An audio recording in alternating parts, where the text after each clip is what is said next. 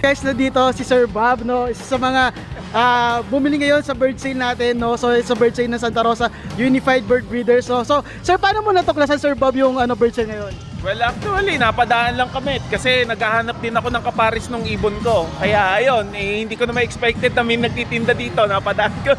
Kaya mapapabili din ng biglaan. So as in, wala kayong plano na pumunta talaga ngayong araw dito para bumili? Wala akong alam. Basta nakita lang namin dalawang mag-asawa pagdaan namin. Ayun, may available na mga ibon kaya dumaan na kami, nagbabaka sakali. So, marami na ba kayong ibon o nag-uumpisa pala mag-ibon, sir? Kasi nag-uumpisa lang naman ako, ang problema nga nagpapakain yung mga anak ko. Ang problema, hindi nila nailak, nakawala, iisa natira. So ngayon, hinahanapan mo lang yung isa yun ng kapares, no? Isang kaparis na lang. Para mahirap kasi, parang naawa ko dun sa isa, walang kaparis. Oo. So ngayon, naswertehan naman,